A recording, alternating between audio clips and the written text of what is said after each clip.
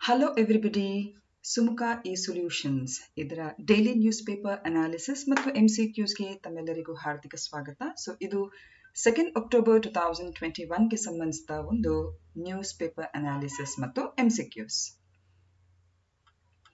So dear students, ಇವತ್ತು ನಿಮ್ಮ ಮೊದಲ ಪ್ರಶ್ನೆ ಹೀಗಿದೆ: ಅಮೃತ್ 2ರ ಅಡಿಯಲ್ಲಿ ಕೇಂದ್ರ ಸರ್ಕಾರವು ಎಷ್ಟು ಶಾಸನಬದ್ಧ ಪಟ್ಟಣಗಳಿಗೆ ಒಂದು ಸಾರ್ವತ್ರಿಕ ನೀರಿನ ಪೂರೈಕೆಯನ್ನು ಒದಗಿಸುವಂತ ಒಂದು ಗುರಿಯನ್ನು ಹೊಂದಿದೆ ಅಂತ ಹೇಳುವಂತ ಒಂದು ಪ್ರಶ್ನೆ. And Amrit 2, the central government had aims to provide universal coverage of water supply to how many statutory towns ಅಂತ ಹೇಳಿದೆ. ಸೊ ಇಲ್ಲಿ ಕರೆಕ್ಟ್ ಉತ್ತರ ಯಾವುದು ಅಂತ ಹೇಳಿದ್ರೆ, the right answer here is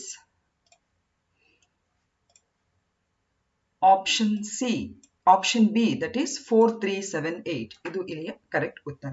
so ಏನಿದು? ಸೊ ಅಮೃತ್ 2 ಬಗ್ಗೆ ನಿನ್ನೆ ಕೂಡ ಒಂದು ಪ್ರಶ್ನೆ ಇತ್ತು.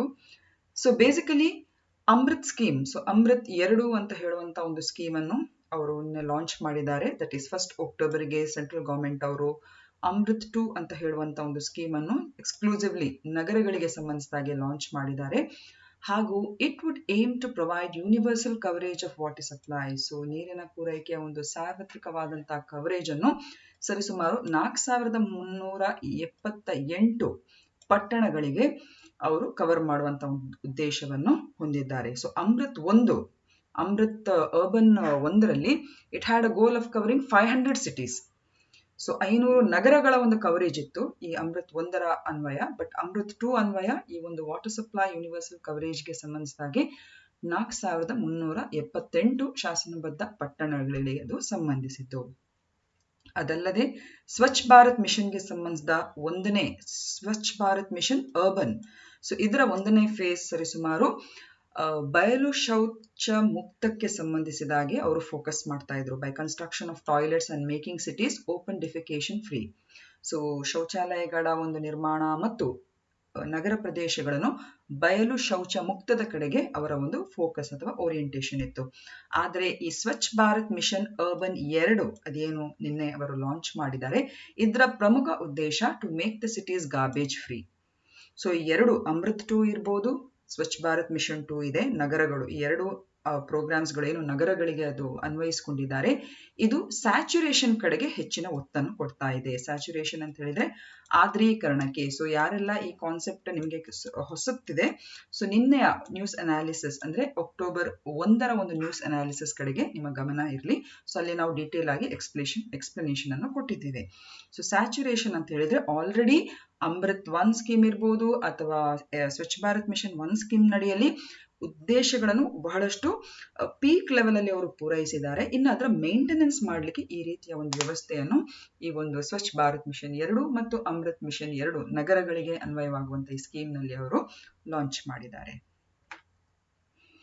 ಈಗ ಇದು 2ನೇ ಪ್ರಶ್ನೆ. ಸೆಪ್ಟೆಂಬರ್ 2020ಕ್ಕೆ ಹೋಲಿಸಿದ್ರೆ 2021ರ ಸೆಪ್ಟೆಂಬರ್ ತಿಂಗಳಲ್ಲಿ ನಮ್ಮ GST ಸಂಗ್ರಹಕ್ಕೆ ಸಂಬಂಧಿಸಿದಾಗಿ ಕರ್ನಾಟಕವು ದಾಖಲಿಸಿದ ಬೆಳವಣಿಗೆಯ ಶೇಕಡವಾರು ಎಷ್ಟು? So what is the percentage of growth recorded by Karnataka with respect to GST collection during the month of September 2021 as compare to September 2020. So ಇಲ್ಲಿ ಕರೆಕ್ಟ್ ಉತ್ತರ ಯಾವುದು ಅಂತ ಹೇಳಿದ್ರೆ, ಇಲ್ಲಿ ನಾವು ನೋಡಬಹುದು option A is the right answer. 29% is a right answer. So ಏನಿದು? First and foremost ಯಾರಿಗೆಲ್ಲ GST ಎಂಬ ಕಾನ್ಸೆಪ್ಟ್ ಹೊಸದಾಗಿದೆ, GST ಈಗ ಎಲ್ಲರೂ ಕೂಡ ಅದರೊಳಗೆ ನಾವು ಆ ಒಂದು ಪ್ರಕ್ರಿಯೆಗೆ ನಾವು ಒಳಗಾಗಿದ್ದೇವೆ. ಸೊ ಬೇಸಿಕಲಿ GST ಅಂತ ಹೇಳುವಂಥದ್ದು ಇದು ಸರಕು ಮತ್ತು ಸೇವೆಗಳ ತೆರಿಗೆ ಅಂತ ಹೇಳುವಂಥದ್ದು, ಹಾಗೂ ಭಾರತದಲ್ಲಿ ಸರಕು ಮತ್ತು ಪೂರೈಕೆಗೆ ಬಳಸುವಂತ ಒಂದು ಪರೋಕ್ಷ ತೆರಿಗೆ ಆಗಿದೆ. It is basically an indirect tax. So ಇದನ್ನು ಜುಲೈ 1, 2017ಕ್ಕೆ ಇದು ಲಾಂಚ್ ಆಗಿರುವಂಥದ್ದು. ಇದು ಕೂಡ ಕೆಲವು ಸಲ ಕೇಳಬಹುದು. ಸೊ ಈ ಸರಕು ಮತ್ತು ಸೇವೆಗಳ ತೆರಿಗೆ ಅಥವಾ ಈ ಒಂದು GST ಟ್ಯಾಕ್ಸ್ ಅಂತ ಏನ್ ನಾವು ಕರಿತೇವೆ, ಇದು basically goods and services tax ಅಂತ ಹೇಳುವಂಥದ್ದು. ಇದು ನಮ್ಮ ದೇಶದಲ್ಲಿ ಲಾಂಚ್ ಆಗಿರುವಂಥದ್ದು 1 ಜುಲೈ 2017. 2ನೇ ಅಂಶ ಏನ್ ತಿಳಿಬೇಕು ಅಂತ ಹೇಳಿದ್ರೆ, ಇದೊಂದು ಪರೋಕ್ಷ ತೆರಿಗೆ ಆಗಿದೆ. ಹಾಗೂ ಹಿಂದೆ ಅನ್ವಯ ಆಗುವಂತಹ ಕೆಲವೆಲ್ಲ ಮೌಲ್ಯವರ್ಧಿತ ತೆರಿಗೆ ಇರ್ಬೋದು, ವ್ಯಾಲ್ಯೂ ಆಡೆಡ್ ಟ್ಯಾಕ್ಸ್ ಇರ್ಬೋದು, ಸರ್ವಿಸ್ ಟ್ಯಾಕ್ಸ್ ಇರ್ಬೋದು. ಸೊ ಅದೆಲ್ಲ ಆ ಎಲ್ಲ ತೆರಿಗೆಗಳ ಇತರ ತೆರಿಗೆಗಳ ಒಂದು ಒಟ್ಟು ಸಮುಚ್ಚಯವನ್ನು ಈಗ ಒಂದಾಗಿ ನಾವು GST ಟ್ಯಾಕ್ಸ್ ಅಂತ ಹೇಳಿ ನಾವು ಪೇ ಮಾಡುವಂಥದ್ದು. So GST is goods and services ಟ್ಯಾಕ್ಸ್ಗೆ ಸಂಬಂಧಿಸಿದ್ದು, ಹಾಗೂ ನೆನ್ಪಿಟ್ಕೊಳ್ಳಿ it is an indirect tax. So ಈ ಟ್ಯಾಕ್ಸ್ ಕಲೆಕ್ಷನ್ಗೆ ಸಂಬಂಧಿಸಿದಾಗೆ ಕರ್ನಾಟಕ ಕಳೆದ ಸೆಪ್ಟೆಂಬರ್ಗೆ ಹೋಲಿಸಿದ್ರೆ ಈ ಸೆಪ್ಟೆಂಬರ್ 2021 ಅಲ್ಲಿ ಎಷ್ಟು ಪರ್ಸೆಂಟೇಜ್ ಆಫ್ ಗ್ರೋತ್ ಅಂದ್ರೆ ಆ ಒಂದು ಬೆಳವಣಿಗೆಯ ಒಂದು ಶೇಕಡವಾರು ದಾಖಲೆ ಎಷ್ಟಾಗಿದೆ ಅಂತ ಹೇಳಿದ್ರೆ here the right answer is 29%. So ಇಲ್ಲಿ ನಾವು ನೋಡಬಹುದು. ಸೊ GST ಕಲೆಕ್ಷನ್ ಕರ್ನಾಟಕದಲ್ಲಿ 2020 ಸೆಪ್ಟೆಂಬರ್ ಅಲ್ಲಿ 6,050 ಕ್ರೋರ್ ಆಗಿದ್ರೆ ಸೆಪ್ಟೆಂಬರ್ 2021ರಲ್ಲಿ ಇದು ಸರಿಸುಮಾರು 7,783 ಕೋಟಿ. ಸೊ ಒಟ್ಟು ಇದರ ಒಂದು ಬೆಳವಣಿಗೆಯನ್ನು ನಾವು ನೋಡಿದ್ರೆ it is almost 29%. So Karnataka has reported a growth of 29%. ಭಾರತದ ಈ ಒಂದು GST ಕಲೆಕ್ಷನ್ ಟ್ಯಾಕ್ಸ್ ನ ಓವರ್ ಆಲ್ ಇದನ್ನು ನಾವು ನೋಡುವಾಗ ದ ಗ್ರೋತ್ ಇಸ್ 23%. ಆದ್ರೆ ಕರ್ನಾಟಕದ ಗ್ರೋತ್ ಅನ್ನು ನೋಡುವಾಗ ಇದು 29%. This is a very important question. So ಭಾರತೀಯ ಪೌರತ್ವ ಕಾಯ್ದೆಯಲ್ಲಿ 1955ರ ಈ ಒಂದು ಕಾಯ್ದೆಯಲ್ಲಿ ಸೂಚಿಸಿರುವಂತೆ ಪೌರತ್ವವನ್ನು ಕಳೆದುಕೊಳ್ಳುವಂತಹ 3 ಮಾರ್ಗಗಳು ಯಾವುವು? I repeatedly say that this is a very very important question. So what are the ways of losing citizenship as prescribed in the Indian Citizenship Act of 1955? So ತ್ಯಜಿಸುವುದು, ಕಸಿದುಕೊಳ್ಳುವುದು, ಸಹಜೀಕರಣದ ಮೂಲಕ ರದ್ದು ಮಾಡುವುದು ಅಂತ ಹೇಳಿ ಈ ರೀತಿಯೆಲ್ಲ ಇದೆ. ಸಹಜೀಕರಣಕ್ಕೆ ಇನ್ನೊಂದು ಹೆಸರಿದೆ ದೇಶೀಕರಣ. Naturalisation can also be termed as ದೇಶೀಕರಣ ಅಂತ ಹೇಳಿ ಕೂಡ ಇದನ್ನು ನಾವು ಕರೀಬಹುದು. ಸಾರಿ,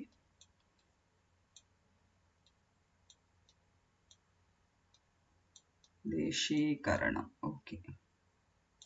ಓಕೆ, ದೇಶೀಕರಣ ಅಂತ ಕೂಡ ಕರಿಬಹುದು. ಸೊ ಒಟ್ಟಾರೆಯಾಗಿ ಈಗ ಇಲ್ಲಿ ಪ್ರಶ್ನೆ ಏನ್ ಕೇಳಿದ್ದೇವೆ ಅಂತ ಹೇಳಿದ್ರೆ ಪೌರತ್ವವನ್ನು ಕಳೆದುಕೊಳ್ಳುವ 3 ಮಾರ್ಗಗಳು ಯಾವುದು? ಸೊ ಡೆಫಿನೆಟ್ಲಿ ಇಲ್ಲಿ ಕರೆಕ್ಟ್ ಉತ್ತರ ಯಾವುದು ಅಂತ ಹೇಳಿದ್ರೆ ಒಂದು ತ್ಯಜಿಸುವ ಮೂಲಕ, ಇನ್ನೊಂದು ಕಸಿದುಕೊಳ್ಳುವ ಮೂಲಕ, ಇನ್ನೊಂದು ರದ್ದು ಮಾಡುವ ಮೂಲಕ. ಓಕೆ, ರಿನೌನ್ಸಿಯೇಷನ್, ಡಿಪ್ರೈವೇಷನ್, ನ್ಯಾಚುರಲೈಸೇಷನ್ ಅಂತ ಹೇಳುವಂಥದ್ದು ಇದು ಪೌರತ್ವವನ್ನು ಪಡ್ಕೊಳ್ಳುವಂತಹ ಒಂದು ಮಾರ್ಗ. Is it clear? ಇದನ್ನು ಪಡ್ಕೊಳ್ಳುವಂತ ಮಾರ್ಗಕ್ಕೆ ನಾವು ನ್ಯಾಚುರಲೈಸೇಷನ್ ಅಂತ ಹೇಳೋದು. ಸೊ ಅದು ಬರುವುದಿಲ್ಲ ಇದರಡಿಯಲ್ಲಿ. ಸೊ ಇಲ್ಲಿ ಕರೆಕ್ಟ್ ಉತ್ತರ ಯಾವುದು ಅಂತ ಹೇಳಿದ್ರೆ option 4 A, B and D.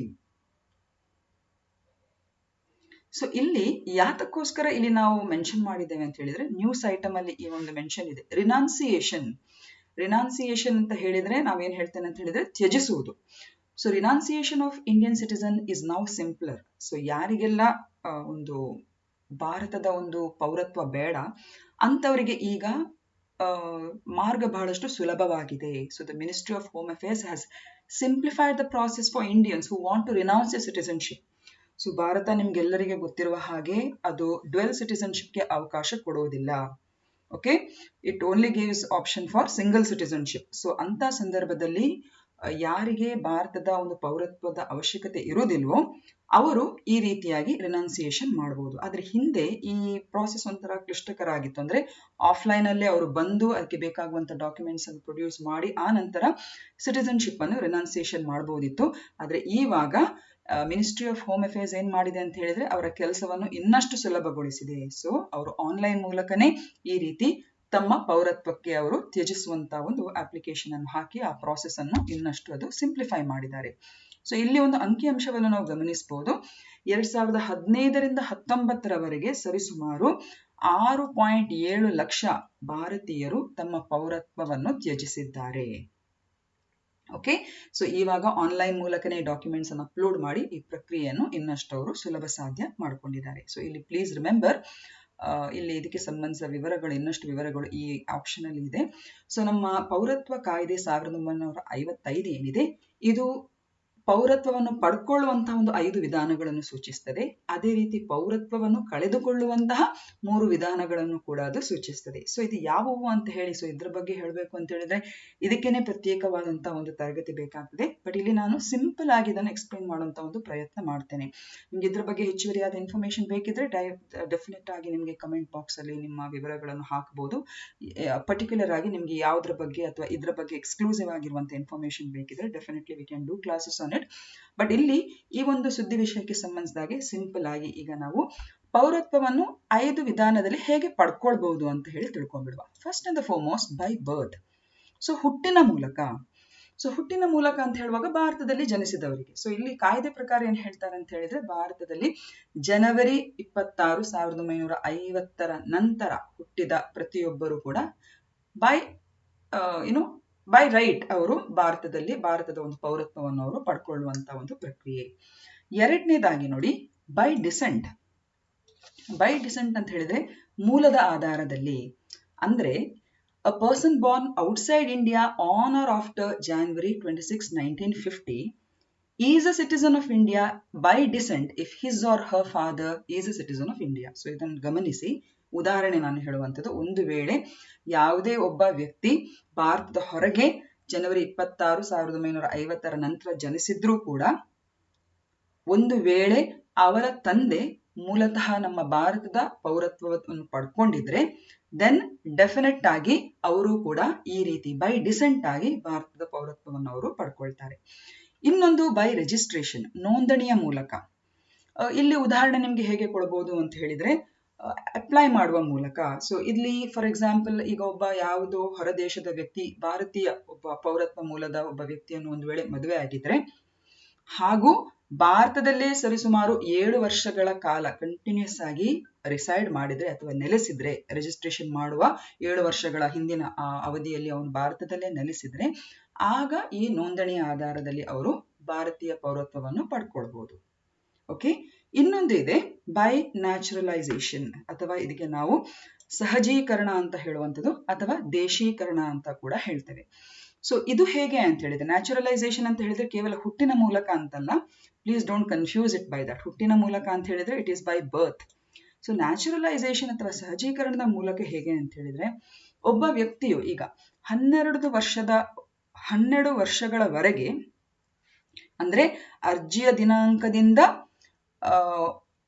ಅರ್ಜಿ ಹಾಕುವಂತ ದಿನಾಂಕದಿಂದ ಒಂದು 11 ತಿಂಗಳು ಹಿಂದೆ ಅಥವಾ 12 ತಿಂಗಳುಗಳ ಹಿಂದೆ, ಹಾಗೂ ಒಟ್ಟಾರೆಯಾಗಿ 11 ವರ್ಷಗಳ ಕಾಲ ಭಾರತದಲ್ಲಿ ನೆಲೆಸಿದ್ರೆ ಹಾಗೂ ನಮ್ಮ ಪೌರತ್ವ ಕಾಯ್ದೆಯ 3ನೇ ಶೆಡ್ಯೂಲ್ನ ಎಲ್ಲ ಅರ್ಹತೆಗಳನ್ನು ಒಂದು ವೇಳೆ ಪೂರೈಸಿದ್ರೆ, ಆಗ ಈ ಮಾರ್ಗದಲ್ಲೂ ಕೂಡ ಒಬ್ಬ ವ್ಯಕ್ತಿಯು ಭಾರತೀಯ ಪೌರತ್ವವನ್ನು ಪಡ್ಕೊಳ್ಬಹುದು. Please try to understand.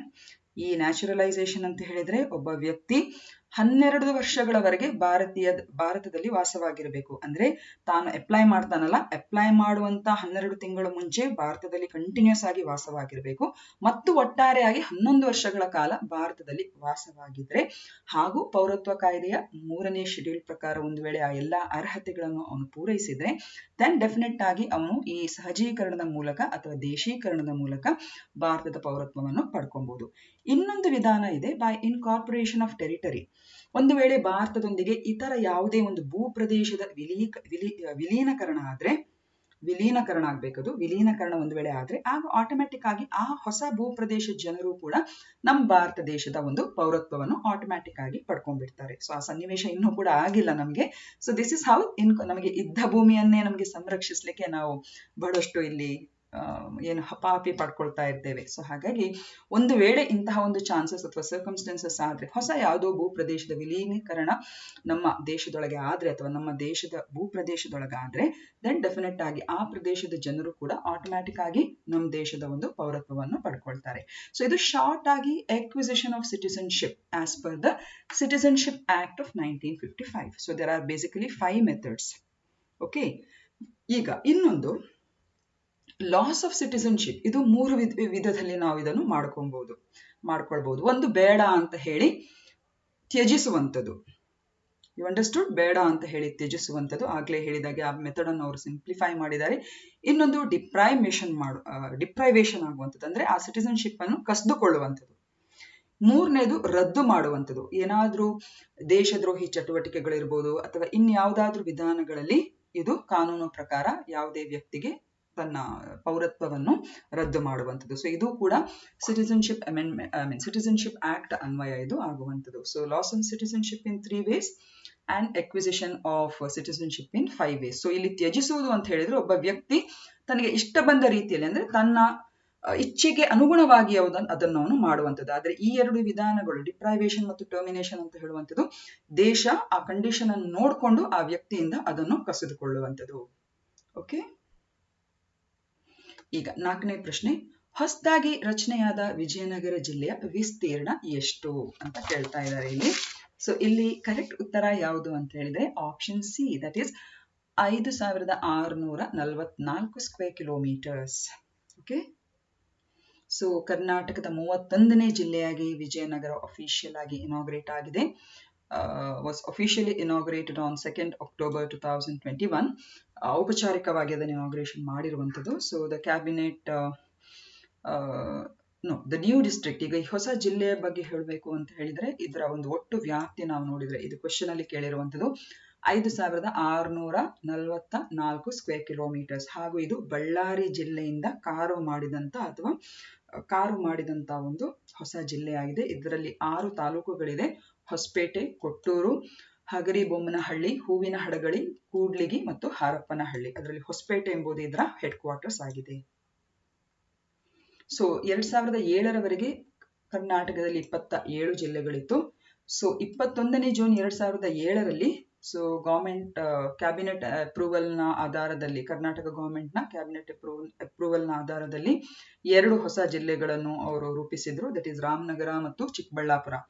ಇದು ಬೈಫರ್ಕೇಶನ್ ಆಫ್ ಬ್ಯಾಂಗ್ಳೂರ್ ರೂರಲ್ ಮತ್ತು ಕೋಲಾರ್ ಜಿಲ್ಲೆಗಳಿಂದ ಆಗಿರುವಂಥದ್ದು. ಯಾವುದು? ರಾಮನಗರ ಮತ್ತು ಚಿಕ್ಕಬಳ್ಳಾಪುರ. ಆ ನಂತರ 30ನೇ ಡಿಸೆಂಬರ್ 2009ರಂದು ಗುಲ್ಬರ್ಗದಿಂದ ಯಾದಗಿರಿ ಅಂತ ಹೇಳುವಂತಹ ಹೊಸ ಜಿಲ್ಲೆಯ ಒಂದು ಸೃಷ್ಟಿಯಾಯಿತು. ಅದನ್ನು 30ನೇ ಜಿಲ್ಲೆ ಅಂತ ಹೇಳಿ ಕರ್ನಾಟಕದ ಅದನ್ನು ಹೆಸರಿಸಲಾಯಿತು. ಅದೇ ರೀತಿ 2nd October 2021ಗೆ ಕರ್ನಾಟಕದ 31ನೇ ಜಿಲ್ಲೆಯಾಗಿ ವಿಜಯನಗರವನ್ನು ಔಪಚಾರಿಕವಾಗಿ ಬಳ್ಳಾರಿಯಿಂದ ಅದನ್ನು ಇಂಟ್ರೊಡ್ಯೂಸ್ ಮಾಡಿದ್ರು. ಅಂದ್ರೆ ಬಳ್ಳಾರಿಯಿಂದ ಕಾರ್ವ್ ಔಟ್ ಮಾಡಿ ವಿಜಯನಗರ ಅಂತ ಹೊಸ ಜಿಲ್ಲೆಯನ್ನು ಅವರು ರೂಪಿಸಿರ್ತಾರೆ. So it is the latest district that is added on to Karnataka district list.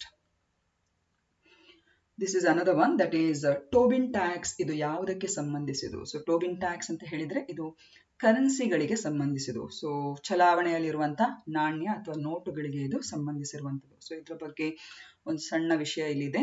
So currency transaction tax ಅಥವಾ ಟೋಬಿನ್ ಟ್ಯಾಕ್ಸ್ ಅಂತ ಹೇಳುವಂಥದ್ದು ಜೇಮ್ಸ್ ಟೋಬಿನ್ ಅವರ ಅಮೆರಿಕದ ಖ್ಯಾತ ಒಂದು ಅರ್ಥಶಾಸ್ತ್ರಜ್ಞರಾದ ಮತ್ತು ಇದಕ್ಕೆ ಸಂಬಂಧಿಸಿದ ಒಂದು ಕರೆನ್ಸಿ ಟ್ರಾನ್ಸಾಕ್ಷನ್ಗೆ ಸಂಬಂಧ ಒಂದು ಪ್ರಪೋಸಲ್ ಅನ್ನು ಅವರು ಕೊಟ್ಟಿರುವ ಕಾರಣ ಅವರಿಗೆ ನೊಬೆಲ್ ಪ್ರೈಸ್ ಫಾರ್ ಎಕನಾಮಿಕ್ಸ್ 1981ರಲ್ಲಿ ಅವರಿಗೆ ನೊಬೆಲ್ ಪ್ರೈಸ್ ಫಾರ್ ಎಕನಾಮಿಕ್ಸ್ ಕೂಡ ದಕ್ಕಿದೆ. ಯಾಕಂದ್ರೆ ಅವರು ಕರೆನ್ಸಿ ಟ್ರಾನ್ಸಾಕ್ಷನ್ಗೆ ಸಂಬಂಧದಾಗೆ ಒಂದು ಟ್ಯಾಕ್ಸ್ ಅನ್ನು ಪ್ರಪೋಸ್ ಮಾಡ್ತಾರೆ 1978. ಇದು ಬೇಸಿಕಲಿ ಈ ಕರೆನ್ಸಿ ಮಾರ್ಕೆಟ್ಗಳಲ್ಲಿ ಒಂದು ರೀತಿ ಶಾರ್ಟ್ ಟರ್ಮ್ ಸ್ಪೆಕ್ಯುಲೇಷನ್ ಗಳನ್ನೆಲ್ಲ ಡಿಸ್ಕರೇಜ್ ಮಾಡಲಿಕ್ಕೆ ಅಂಡ್ ಇದು ಸಿಕ್ಕಾಪಟ್ಟೆ ಒಂದು ಫ್ಲಕ್ಚುಯೇಷನ್ಸ್ ಗಳನ್ನು ಹೆಚ್ಚಾಗಿ ಎಕ್ಸ್ಚೇಂಜ್ ರೇಟ್ಸ್ ಗಳಲ್ಲಿ ಉಂಟು ಮಾಡ್ತಾ ಇತ್ತು. ಸೊ ಇದು ಆರ್ಥಿಕತೆಗೆ ಒಂದು ರೀತಿಯ ಒಂದು ಡ್ಯಾಮೇಜ್ ಅನ್ನು ಮಾಡ್ತಾ ಇತ್ತು. ಸೊ ಅದಕ್ಕೆ ಪೂರಕವಾಗಿ ಈ ಒಂದು ಟೋಬಿನ್ ಟ್ಯಾಕ್ಸ್ ಅಂತ ಹೇಳುವಂತ ಒಂದು ಟ್ಯಾಕ್ಸ್ ಅನ್ನು ಟ್ರಾನ್ಸಾಕ್ಷನ್ ಟ್ಯಾಕ್ಸ್ ಅಲ್ಲಿ ಇಂಟ್ರೊಡ್ಯೂಸ್ ಮಾಡ್ತಾರೆ. So this is about Tobin tax. This is another very important question. 6th question. ಒಬ್ಬ ವ್ಯಕ್ತಿಯನ್ನು DNA ಪರೀಕ್ಷೆಗೆ ಬಲವಂತವಾಗಿ ಒಳಪಡಿಸುವುದು ಭಾರತದ ಸಂವಿಧಾನದ ಯಾವ ಪರಿಚ್ಛೇದವನ್ನು ಅದು ಉಲ್ಲಂಘಿಸುತ್ತದೆ ಅಂತ ಹೇಳಿ ಸುಪ್ರೀಂ ಕೋರ್ಟ್ ಹೇಳ್ತದೆ. ಸೊ ಇದು ಕರೆಕ್ಟ್ ಉತ್ತರ ಯಾವುದು ಅಂತ ಹೇಳಿದ್ರೆ ಆರ್ಟಿಕಲ್ 21. ಇದನ್ನು ನಿನ್ನೆಯ ಒಂದು ಪ್ರಶ್ನೆಯಲ್ಲೂ ಕೂಡ ಚರ್ಚೆ ಮಾಡಿದ್ದೇವೆ. ನಿನ್ನೆ ಅಲ್ಲವಾ ಮೊನ್ನೆಯ ಪ್ರಶ್ನೆಯಲ್ಲಿ ಬ್ರೆಸ್ಟ್ ಫೀಡಿಂಗ್ ಎಂಬುದು ಹೇಗೆ ಅದನ್ನು ಬ್ರೆಸ್ಟ್ ಫೀಡಿಂಗ್ ಒಂದು ತಾಯಿ ಆ ಹಕ್ಕನ್ನು ಕಸಿದುಕೊಳ್ಳುವುದಂತ ಹೇಳಿದ್ರೆ ಅದು ಯಾವ ಒಂದು ಸಂವಿಧಾನದ ಉಲ್ಲಂಘನೆ ಆಗ್ತದೆ ಅಂತ ಹೇಳಿದ್ರೆ ಅದು ಕೂಡ ಆರ್ಟಿಕಲ್ 21ರ ಉಲ್ಲಂಘನೆ ಆಗ್ತದೆ. ಸುಪ್ರೀಂ ಕೋರ್ಟ್ ಇದನ್ನು ಹೇಳಿರುವಂಥದ್ದು. ಅದೇ ರೀತಿ DNA ಟೆಸ್ಟ್ಗೆ ಬಲವಂತವಾಗಿ ಒಳಪಡಿಸುವುದು ಕೂಡ it is against the article 21. So ಹಾಗಿದ್ರೆ ಆರ್ಟಿಕಲ್ 21 ಏನನ್ನು ಸೂಚಿಸ್ತದೆ? This is very important. So article 21 ಎಂಬುದು protection of life and personal liberty, ಜೀವ ಹಾಗೂ ವೈಯಕ್ತಿಕ ಒಂದು ಲಿಬರ್ಟಿಗೆ ಸಂಬಂಧಿಸಿದ ಸಂರಕ್ಷಣೆಗೆ ಸಂಬಂಧಿಸಿದ ಒಂದು ಆರ್ಟಿಕಲ್ ಅದು. ಈಗ ಸುಪ್ರೀಂ ಕೋರ್ಟ್ ಶುಕ್ರವಾರ ಏನ್ ಹೇಳ್ತಿದೆ ಅಂತ ಹೇಳಿದ್ರೆ it said forcing an individual to undergo a DNA test would impinge upon one's personal liberty and right to privacy. So DNA test ಅಂತ ಹೇಳಿದ್ರೆ ಡಿಆಕ್ಸಿರೈಬೋನ್ಯೂಕ್ಲಿಕ್ ಆಸಿಡ್ ಟೆಸ್ಟ್ ಅಂತ ಹೇಳುವಂಥದ್ದು. ಇದನ್ನು ವ್ಯಕ್ತಿಗಳು ಹೆಚ್ಚಾಗಿ ತಮ್ಮ ಸ್ವ ಇಚ್ಛೆಯಿಂದ ಕೂಡ ಮಾಡ್ತಾರೆ. ಫಾರ್ ಎಕ್ಸಾಂಪಲ್ ಪೇರೆಂಟಿಂಗ್ ಅಂದ್ರೆ ಪಿತೃತ್ವ ಪರೀಕ್ಷೆಗೆ ಸಂಬಂಧಿಸಿದ ಹಾಗೆ ಇದನ್ನು ಯೂಸ್ ಮಾಡ್ತಾರೆ. To identify the paternity of the new born child ಅದಕ್ಕೂ ಕೂಡ ಯೂಸ್ ಮಾಡ್ತಾರೆ. ಇನ್ನು ಫೋರ್ಸ್ಫುಲ್ ಆಗಿ ಎಲ್ಲಿ ಯೂಸ್ ಮಾಡ್ತಾರೆ ಅಂತ ಹೇಳಿದ್ರೆ ಹೆಚ್ಚಾಗಿ ಕ್ರಿಮಿನಲ್ಸ್ಗಳ ಮೇಲೆ, ಅಪರಾಧಿಗಳ ಮೇಲೆ, ಒಂದು ವೇಳೆ ಯಾವುದೇ ರೀತಿಯ ಸರಿಯಾದ ಸಾಕ್ಷಿಗಳಿಲ್ಲದಂಥ ಸಂದರ್ಭದಲ್ಲಿ ಅಪರಾಧಿಗಳನ್ನು ಈ ರೀತಿಯ DNA ಟೆಸ್ಟ್ಗೆ ಒಳಪಡಿಸ್ತಾರೆ. ಇದಕ್ಕೆ ಬೆಸ್ಟ್ ಎಕ್ಸಾಂಪಲ್ ಯಾವುದು ಅಂತ ಹೇಳಿದ್ರೆ, ಇತ್ತೀಚೆಗೆ ಭಾಸ್ಕರ್ ಶೆಟ್ಟಿ ಅಂತ ಹೇಳುವಂತ ಒಂದು ಉದ್ಯಮಿಯನ್ನು ಉಡುಪಿಯಲ್ಲಿ ಅವರ ಒಂದು ಕುಟುಂಬ ಏನು ಅವರನ್ನು ಸಾಯಿಸಿಬಿಡ್ತು ಅಥವಾ ಅವರನ್ನು ಹತ್ಯೆ ಮಾಡಿತು. ಸೊ ಆ ಇಡೀ ಟೆಸ್ಟ್ ಬೇಸಿಕಲಿ ಈ DNA ಟೆಸ್ಟ್ನ ಒಂದು ಆಧಾರದಲ್ಲಿ ಅದು ಕೋರ್ಟ್ನಲ್ಲಿ ಅದು ಸಾಬೀತಾಗಿ ಅದೇ ಸಾಕ್ಷಿಗೆ ಒಳಗಾಗಿ ಆ ತಪ್ಪಿತಸ್ಥರಿಗೆ ಅವರಿಗೆ ಶಿಕ್ಷೆಯನ್ನು ಕೂಡ ಅವರು ಮಾಡ್ಕೊಂಡಿದ್ರು. ಸೊ ಕೋರ್ಟ್ ಈಗ ಏನ್ ಹೇಳ್ತದೆ ಅಂತ ಹೇಳಿದ್ರೆ, ಒತ್ತಾಯಪೂರ್ವಕವಾಗಿ ಈ ರೀತಿ DNA ಟೆಸ್ಟ್ ಮಾಡುವುದು ಅಂತ ಹೇಳಿದ್ರೆ ಅದು ಅಪರಾಧಿಗಿರ್ಲಿ ಯಾವುದೇ ಒಬ್ಬ ವ್ಯಕ್ತಿಗಿರ್ಲಿ ಇದು ಅವರ ಪರ್ಸನಲ್ ಲಿಬರ್ಟಿ ಮತ್ತು ರೈಟ್ ನ ಪ್ರೈವಸಿಗೆ ಒಂದು ಧಕ್ಕೆ ಆಗ್ತದೆ ಅಂತ ಹೇಳ್ತಾ ಉಂಟು. ಓಕೆ, ಸೊ ಇದು ಈ ರೀತಿಯ ಒಂದು ವಿಷಯ. So it is basically it can be used to identify a person's identity, but at the same time can be misused to trace familial linkages or even reveal sensitive health information that could intrude upon his right of privacy. So ಇಲ್ಲಿ court ಯಾವ ಹಿನ್ನೆಲೆಯಲ್ಲಿ ಇದನ್ನು ಹೇಳ್ತಾ ಇದೆ ಅಂತ ಹೇಳಿದ್ರೆ, ಈ ರೀತಿ ಒತ್ತಾಯಪೂರ್ವಕವಾಗಿ DNA ಟೆಸ್ಟ್ ಪರೀಕ್ಷೆಗೆ ಒಳಪಡಿಸುವಾಗ ಕೆಲವೆಲ್ಲ ಸೂಕ್ಷ್ಮವಾಗಿರುವಂತ ಕೆಲವೆಲ್ಲ ಫ್ಯಾಮಿಲಿ ಅಂದ್ರೆ ಈ ಏನ್ ಹೇಳ್ತೇವೆ ಈಗ ಸೆಕ್ಸ್ ಲಿಂಕ್ಡ್ ಇನ್ಹೆರಿಟೆನ್ಸ್ ಡಿಸೀಸಸ್ಗಳಿರ್ಬೋದು ಅಥವಾ ಜೆನೆಟಿಕ್ ಡಿಸೀಸಸ್ಗಳ ಕೆಲವೆಲ್ಲ ಸೂಕ್ಷ್ಮವಾಗಿರುವಂತಹ ವಿಷಯಗಳು ಎಲ್ಲಿ ಓಪನ್ ಆಗಿ ಪಬ್ಲಿಕ್ ಆಗ್ತದೆ, ಇದು ಎಲ್ಲೋ ಒಬ್ಬ ವ್ಯಕ್ತಿಯ ಒಂದು ಪರ್ಸನಲ್ ಲಿಬರ್ಟಿ ಮತ್ತು ರೈಟ್ ಆಫ್ ಪ್ರೈವಸಿಗೆ ಎಗೇನ್ಸ್ಟ್ ಆಗಿರುವಂಥದ್ದು. ಸೊ ಈ ವಿಷಯದ ಬಗ್ಗೆ ಸಾಕಷ್ಟು ನಾವು ಚರ್ಚೆಗಳನ್ನು ಖಂಡಿತವಾಗಿ ಮಾಡಬಹುದು. ಯಾಕಂದ್ರೆ ಇದರಲ್ಲಿ ಎರಡೂ ಆಸ್ಪೆಕ್ಟ್ಸ್ ಗಳಲ್ಲಿ ಒಂದು ಲಾಭದಾಯಕವಾಗಿ ಕೂಡ ಅದನ್ನು ಯೂಸ್ ಮಾಡಬಹುದು, ಇನ್ನೊಂದು ಒತ್ತಾಯಪೂರ್ವಕವಾಗಿ ಕೂಡ ಮಾಡಬಹುದು. ಸೊ ಆಗ್ಲೇ ಹೇಳಿದಾಗೆ it is a matter to discuss and debate also. So ಇಲ್ಲಿ ನಮ್ಮ ಪ್ರಶ್ನೆಗೆ ಅನುಗುಣವಾಗಿ ಡೆಫಿನೆಟ್ ಆಗಿ ಇದು ಆರ್ಟಿಕಲ್ 21ಗೆ ಇದು ಕೋಟ್ ಆಗಿರುವಂತಹ ಒಂದು ಅಂಶ. Okay, so the Supreme Court has said forcing an individual to undergo a DNA test would violate which article of the Constitution of India, that is Article 21. So ಇದಕ್ಕೆ ಪೂರಕವಾಗಿ ಕಾನೂನು ತಜ್ಞರು ಅಥವಾ ಅಪರಾಧಿಗಳನ್ನು ಮಾಡುವಾಗ ಅವರಿಂದಲೇ ಒಂದು ಇಂಡಿಕೇಶನ್ ಅಂತ ತಗೊಳ್ಬಹುದು. ಅಂದ್ರೆ ಫಾರ್ಮ್ ಅನ್ನು ಇಂಟ್ರೊಡ್ಯೂಸ್ ಮಾಡಬಹುದು, ಈ ತರ ನಾನು DNA ಟೆಸ್ಟ್ಗೆ ಒಳಪಡುವುದಕ್ಕೆ ನಂದು ಯಾವುದೇ ಆಕ್ಷೇಪ ಇಲ್ಲ ಅಂತ ಹೇಳಿ ಮಾಡ್ಕೊಂಡ್ರೆ ಅದೇನು ದೊಡ್ಡ ವಿಷಯ ಆಗುವುದಿಲ್ಲ. ಸೊ ಇಷ್ಟು ಹೇಳ್ತಾ I think so it is time to end the class. Thank you very much for watching. ಹಾಗೇನೆ ಸುಮುಖ ಇ ಸೊಲ್ಯೂಷನ್ಸ್ ಯೂಟ್ಯೂಬ್ ಚಾನಲ್ಗೆ ಸಬ್ಸ್ಕ್ರೈಬ್ ಮಾಡಿ ಅಂತ ಹೇಳ್ತಾ I will end this session. Have a very nice day. Take care.